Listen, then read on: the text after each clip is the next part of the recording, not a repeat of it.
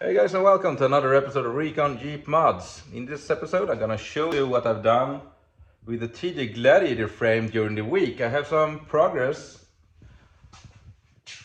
at the front with some brackets, some issues with clearance of course. I also have some stuff here, control arms, stuff like that. So stay tuned for the episode and see what's been done.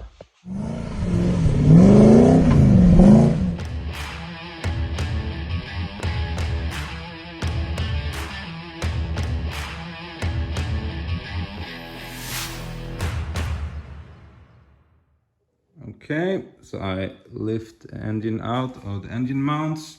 I removed the engine rubber mounts. I've also removed the fan and the big bracket for the alternator, and I also angled out the alternator, so I will make a new bracket, more of a slim design, so I have clearance for the third upper link that will go in this area here. So right now I'm working with the motor mounts. On this side I'm gonna notch out along that line, and on this side of course as well, for more clearance for the third upper link. And then I'm also gonna make an offset. I've decided for simplicity 2" towards the rear for the engine. So I'm gonna weld on a plate here where these two holes are offsetted 2" further back. And then since I cut this bracket on this side here, I need to reinforce it and so on. And on this side I do not need to notch out, but I'm still gonna move the two holes 2" towards the back, and I'm gonna reinforce and so on. Let me see here. Yeah, here is the plan. This piece of steel can be fitted somewhere around here, and one hole there and the other one there, and that will be offset 50mm or 2" towards the rear. And then I need to reinforce and weld on the rest. So yeah, but I still need to fit the steering column here, so need to think about that so I do not reinforce and I can't fit that one. That will make a problem for me, but that's the plan right now.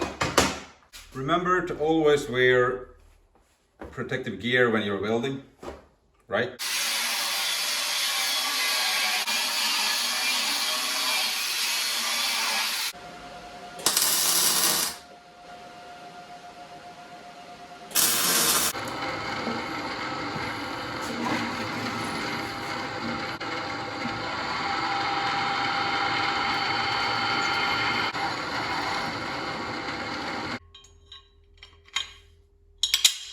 Yeah.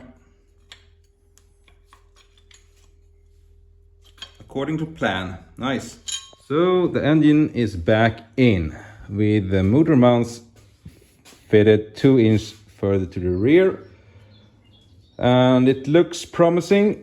I need to notch out a little bit more. Let's see here. Yeah, see this edge down there. I need to notch out a little bit more for this bracket, but other than that it looks good.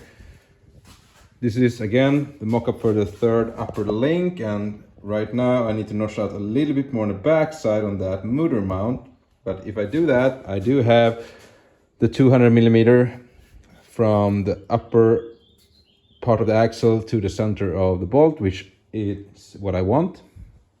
So that looks good.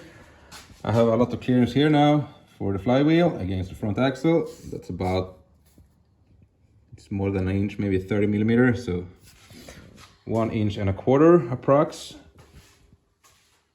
And I have also moved the transfer case a little bit further up, so I have better clearance underneath. You can see here, compared to the stock position where the skid plate is angled down a lot. So by doing so, I have a better belly clearance. I might need to reshape the floor in the tub, but we will see when we get it on. That's no problem. I've done it on my YD before.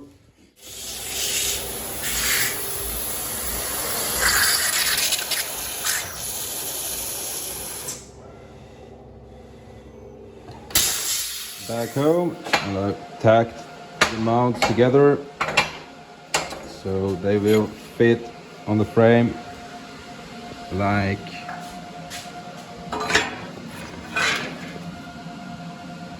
underneath the frame like that. And now I'm gonna fully weld them before I weld them on to the frame. Now that I have positioned the transfer case where I want it, I'm gonna start to fabricate the cross member that goes from the one side rail to the other side, and with a bracket for the transfer case. So normally you have, I don't know where it is, well here it is, this rubber plate here. That's the isolator for the transmission, so you don't get the vibrations from the engine to the frame and up in the body. So what I'm gonna do instead, I'm gonna have steel to steel over there on that bracket, but I'm gonna have polyurethane bushings on the frame rail connection points. So I'm gonna use a tube here, a steel tube, and then I have some universal bushings. Back in the days I had a company and I produced these bushings to sell for do-it-yourself people like me doing today. I do have some of these left in the inventory, so I'm gonna use those. They will be welded on something like that on the tube. Well, then we're gonna have these tabs fitted like this and welded to the frame. So if I want to take the transfer case down or the engine and everything, I can remove this bolt and this cross member comes off. The brackets are now tacked to the frame rails. And here is the cross member. So now I'm gonna fully weld it and it should be done. The cross member is done. I'm gonna fit it now. See that everything still fits after I fully welded it. So I'll continue here on the front axle, and this is the bracket for the third upper link. I have chopped this down almost an inch, 20 millimeter, because as you can see when it sits, no sorry, this way. When it sits here where it should be, it's very tight for the third link, especially when you start to flex the axle, it will start to move side to side, and especially when it will hit the frame. But well, I need to have a certain amount of separation between the upper and the lower links.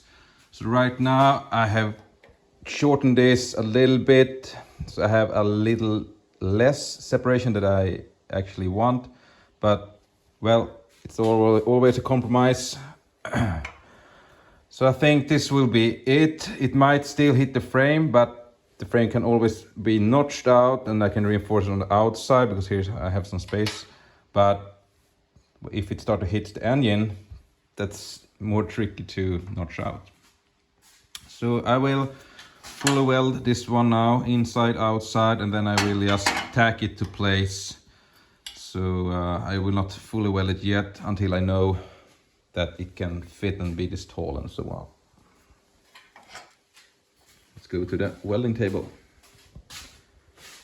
And I went to Dione here in Uppsala to pick up some tubes for the lower links. Back home in the garage again. So these tubes will be the rear lower links and these will be the front lower links. I will use the Rancho JK control arms that I will extend with those tubes. So I will cut them in half and put them in and weld it all together. These bushings are really nice. They are removable, so you can replace them if they wear out. But it's a big rubber bushing, so it's good for removing vibration from drivetrain and so on from the wheels. And they are adjustable in one end, so that's perfect. So I will use those for the lower links. So that's where I am right now. So I'm gonna continue with the links, extend them, and then I'm gonna lift the engine out again, full weld all the engine mounts and stuff like that. So hope you liked the episode. Please like and subscribe and see you next time. Take care. Bye.